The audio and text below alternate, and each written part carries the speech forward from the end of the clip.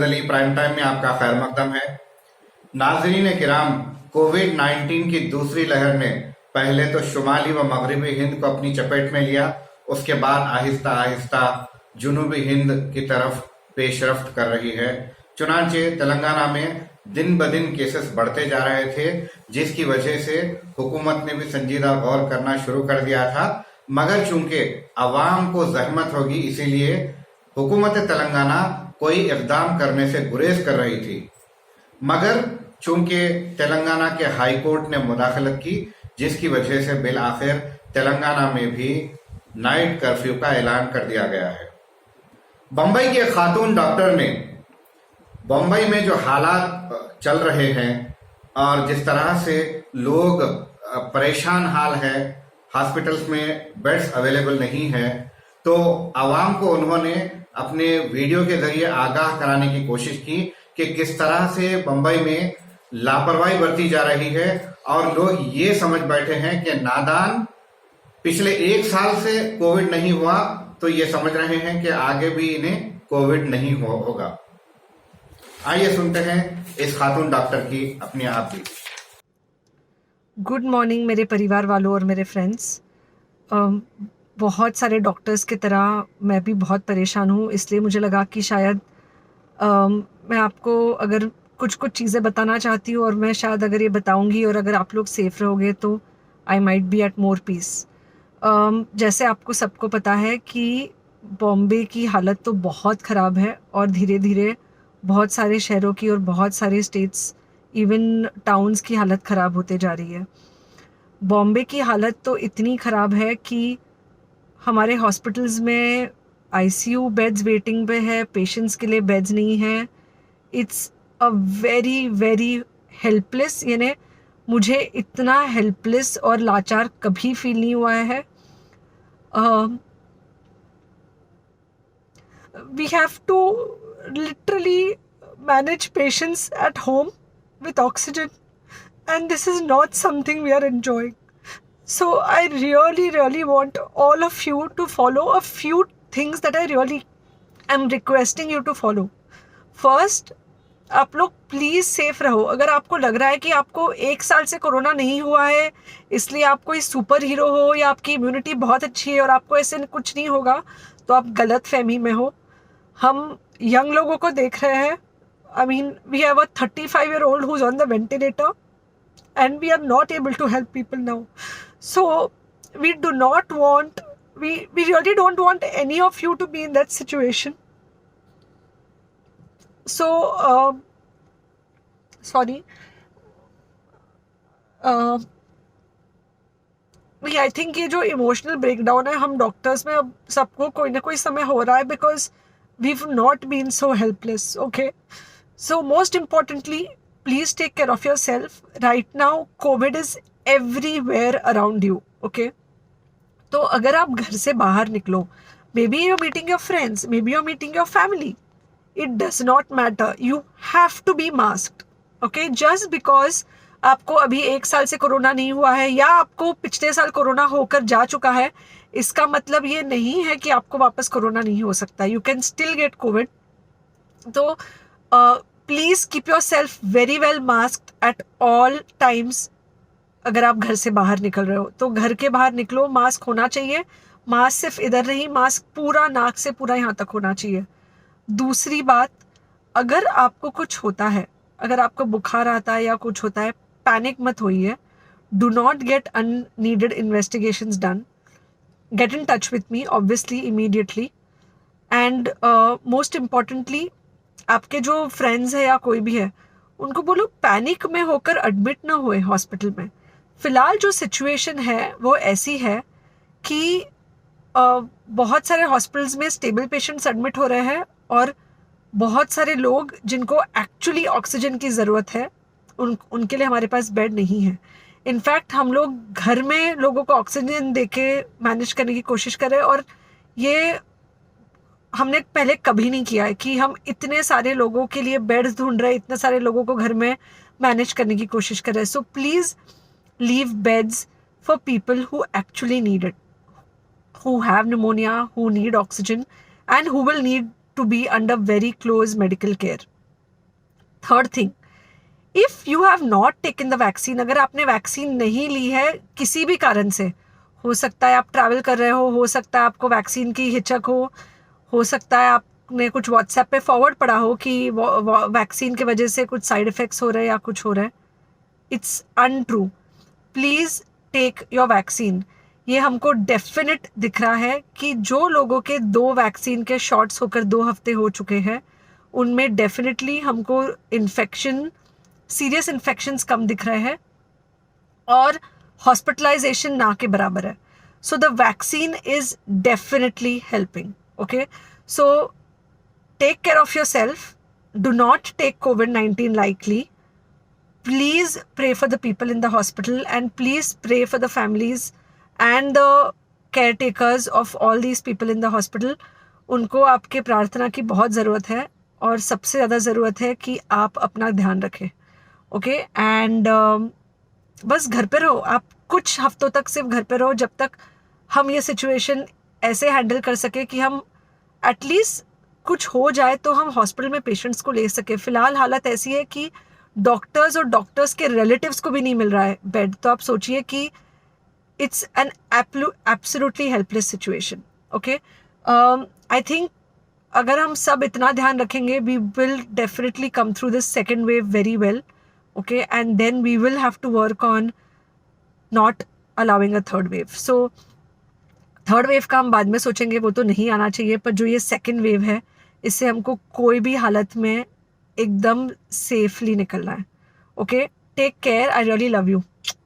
तो देखा आपने कि किस तरह से एक तरफ तो बेखौफ होकर लोग जिंदगी गुजार रहे हैं तो दूसरी तरफ मामूली से वायरल बुखार की वजह से भी लोग बदहवास हो रहे हैं और गैर जरूरी तौर पर ऑक्सीजन सिलेंडर्स एंगेज कर रहे हैं और ऐसे मरीजों से हॉस्पिटल के बेड्स भरे पड़े हैं जिसकी वजह से असल मुस्तहिक कोविड पेशेंट्स के लिए ही बेड्स अवेलेबल नहीं है. दिल्ली की भी सूरत हाल कुछ इस तरह से ही है.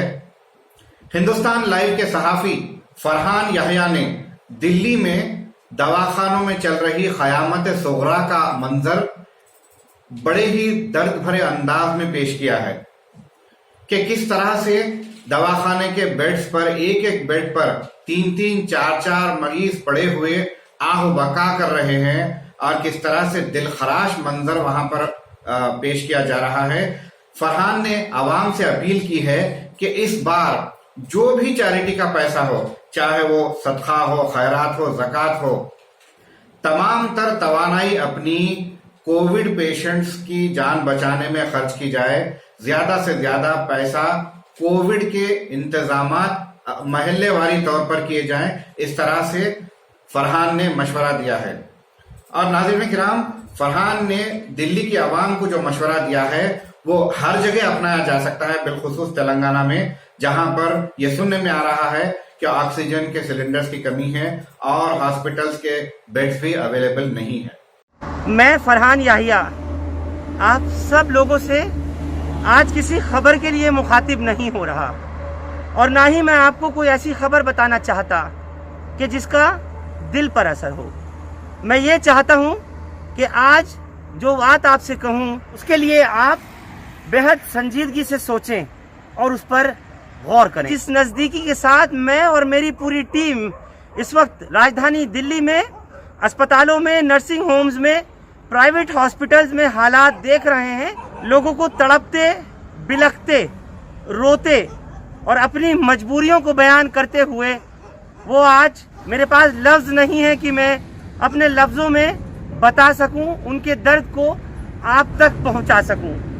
लेकिन इतना ज़रूर है, जितनी भयावह स्थिति इस वक्त दिल्ली की हो रही है, जिसके लिए चाहे अरविंद केजरीवाल हो या फिर केंद्र में बैठे प्रधानमंत्री नरेंद्र मोदी हो, इस वक्त दिल्ली के लोग तड़प रहे हैं. त्राही त्राही मच रही है. अस्पतालों में एक एक बेड के ऊपर 3-3, 4-4 मरीज इस वक्त अपनी ज़िंदगी की सांसों को गिन रहे हैं और उनको इलाज पूरी तरह से नहीं मिल पा रहा है. मेरा और मेरी पूरी टीम का आपसे एक छोटा सा मुतालबा है, आपसे रिक्वेस्ट है, आपसे गुजारिश है कि आप लोग इस बाबरकत महीने में, क्योंकि रमज़ानुल मुबारक का महीना है, रमज़ान चल रहे हैं और साथ ही साथ नवरात्रे भी चल रहे हैं। आप लोग जो भी अपना दान पुण्य करते हो, खैरात, ज़कात, सदक़ात जो भी देते हो, उनको बजाय कहीं इधर उधर देने के मुस्तहक़ीन को तो दीजिए, लेकिन साथ ही अपने इलाके में, अपने गली, अपने मोहल्ले में इतना इंतज़ाम करके रखिए कि आप सिलेंडर ले सकें, ऑक्सीजन उसमें भरा हुआ हो और वो लोगों के काम आ सके। इस वक्त लोगों को खाने की, अनाज की ज़रूरत नहीं जितनी ज़रूरत ऑक्सीजन की पड़ रही है।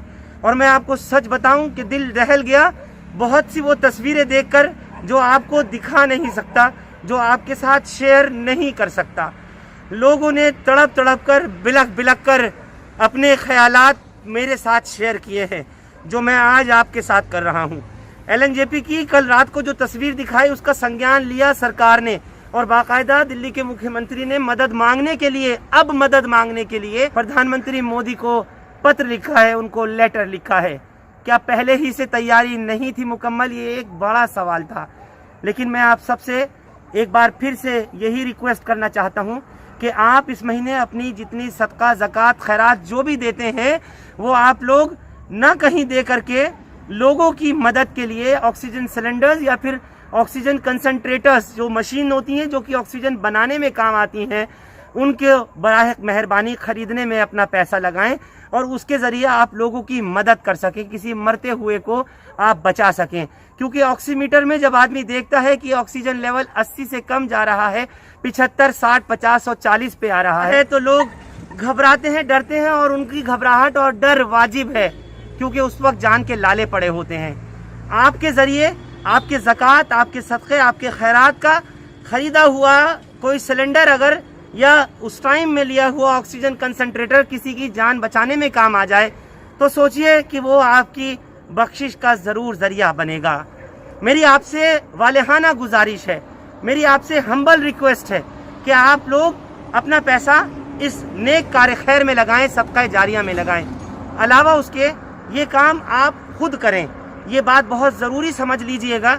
मेरी वीडियो के बाद ऐसे बहुत से चंदाखोर खड़े हो जाएंगे कि जो कहेंगे कि हमको पैसा दे दीजिए, हम ला करके इलाके में देंगे। नहीं, अगर आप अपनी किसी गली में अपने RWA के मेंबर हैं या आप अपने मोहल्ले में हैं, सोसाइटी के या वेलफेयर कमेटी के मेंबर नहीं भी हैं, तो भी कोई बात नहीं, आप खुद कर सकते हैं ये काम।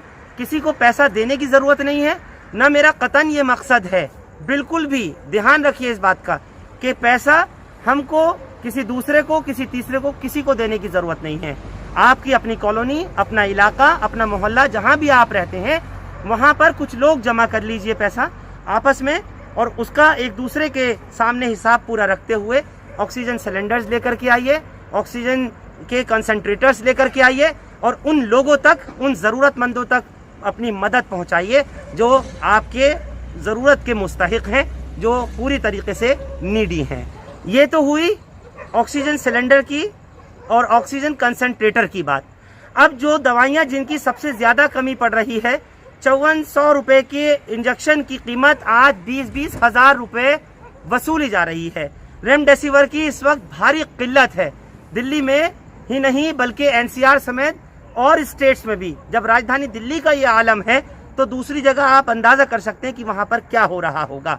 वहाँ लोगों को उपचार, इलाज नहीं मिल रहा। खुदारा आप लोग इतना ज़रूर करिए कि जैसे रेमडेसिविर है या और दूसरे कोविड में दिए जाने वाले इंजेक्शन्स और दवाइयाँ हैं, उस पैसे की जो आपके सदक़े का, आपके खैरात का, आपके ज़कात का हो, वो पैसा आप लोग इन दवाइयों के लिए, इन इंजेक्शन्स के लिए, दूसरों की जान बचाने के लिए ज़रूर इस्तेमाल में लाएं। मुझे पूरी उम्मीद है कि अल्लाह अज़्ज़ व जल आपके ज़रिए किए जाने वाले इस कार्य खैर का बदला है वो बहुत बड़े पैमाने पर देगा और हमारे और आपके बीच में से इंशाअल्लाहुल अज़ीम ये एक ना एक दिन जल्द से जल्द बीमारी ख़त्म हो जाएगी। अपने गैर मुस्लिम भाइयों से भी मैं कहता हूँ कि आप दान पुण्य जो भी करते हो, इस वक्त रोटी कपड़े की, खाने की ज़रूरत से ज़्यादा ऑक्सीजन की ज़रूरत है, दवाइयों की ज़रूरत है। आप लोग भी बढ़ चढ़ करके हिस्सा लें और ऐसा कुछ इंतज़ाम करें कि जिससे लोगों की जान बचाई जा सकती है। इस पर थोड़ा भी अगर अमल हो जाएगा, हो सकता है मेरे लिए भी ये बख्शिश का, निजात का ज़रिया बने। आपका बहुत बहुत शुक्रिया कि आपने मेरी इस बात को सुना। मैं आज आपसे गुजारिश करता हूँ, मैं आज आपसे रिक्वेस्ट करता हूं कि मेरी इस वीडियो को ज़रूर शेयर कीजिए ताकि ये जन जन तक पहुंचे, लोगों तक पहुंचे, और एक अच्छा मैसेज जो देने की कोशिश कर रहा हूं जिससे लोगों की जान बच सके, हमारे अपनों की जान बच सके। मेरी एक यही छोटी सी कोशिश है। बहुत बहुत शुक्रिया आप सबका। Thank you for now. लोगों की जान बचाना इस वक्त की सबसे अहम जरूरत है। हैदराबाद में रमजान का मुकद्दस व बाबरकत महीना चल रहा है। ऐसे में कोविड से बिगड़ती हुई सूरत हाल को देखते हुए मौलाना हजरत सैयद शाह अब्दुल मोइज़ कादरी शर्फी साहब ने अवाम से चंद गुजारिशात की हैं। मुलाहिजा फरमाइए। कोविड का सिलसिला चल रहा है, फिर कोरोना के केसेस बढ़ चुके हैं, दिन ब दिन बढ़ रहे हैं। हमें चाहिए कि हमारी हुकूमत ने और हमारे अकाबिरीन ने, हमारे उलमा ने जो हमें बताया है उस पर अमल पैरा हो जाएं, और ख़ास तौर से हुकूमत ने जो गाइडलाइंस जारी की हैं उस पर हमारे लिए हमको अमल करना ज़रूरी है ताकि हम इस मोहलिक वबा से बच सकें, अपने आप को बचा सकें, अपने मोहल्ले को बचा सकें, अपने शहर को बचा सकें और अपने मुल्क को बचा सकें। जो हुकूमत ने जो कहा है उस पर अमल करना चाहिए। अल्हम्दुलिल्लाह, अल्लाह ताला हम सब पर फजल फरमाए। चलिए हज़रात गिरामी, इस महीने में ख़ास अमल जो अहले ईमान का शेवा रहा है, सहाबा कराम के ज़माने से आज तक अगर हम तारीख़ देखें तो ज़कात की बड़ी अहमियत है। हमारे माल पर एक साल गुज़रने के बाद हमारा जो हम साहिब निसाब हैं उस पर अगर एक साल गुज़र चुका है, हमारा पैसा है, घर में जेवर है या कोई माल है, जो उलमा ने बताया है वो एक साल गुजर चुका है तो उस पर ज़कात वाजिब है। ज़कात ना देने के ताल्लुक़ से बड़ी वईदें आई हैं। जो ज़कात ना देगा अल्लाह ताला से कोई अमल काबिल क़बूल नहीं है, अल्लाह कबूल नहीं फरमाएगा। हज़रत गिरामी, ज़कात हमें निकालना चाहिए। सहाबा कराम का मामूल था कि रमज़ान में ज़कात देने के बजाय रिवायतों में आता है कि सहाबा कराम शाबान के महीने में ज़कात निकालते ताकि जो गरीब मसाकिन लोग हैं वो सही तौर से रमज़ान को गुजार सकें। तो हमें चाहिए कि अपने अम्वाल के ज़कात निकालें और तलक़ीन करें लोगों को कि वो ज़कात दें। हमारे माशरे में इसकी बहुत ज़रूरत है। किसी ने क्या खूब कहा है कि अगर मुसलमान सही तौर से ज़कात निकालें तो कोई भी शख्स दुनिया में भूखा नहीं रहेगा, कोई भी शख्स मुफलिस नहीं रहेगा। अल्लाह ताला हम सबको ज़कात देने की तौफ़ीक़ अता फ़रमाए और अपने मुल्क को बचा सके। जो हुकूमत ने जो कहा है उस पर अमल करना चाहिए। अल्हम्दुलिल्लाह, अल्लाह ताला हम सब पर फजल फ़रमाए। अस्सलामु अलैकुम। तो नाज़रीन, हालात किस तरह से बद से बदतरीन होते जा रहे हैं। ऐसे में हमको, आपको, हम सबको छोटा ही सही मगर अपना अहम रोल अदा करना है और कोविड से लड़कर कोविड को भगाना है। अब देखते हैं आगे हालात किस तरह से करवट लेते हैं। अगले एपिसोड तक के लिए आपके मेज़बान मोहम्मद अमजद अली को इजाज़त दीजिएगा। शब बख़ैर।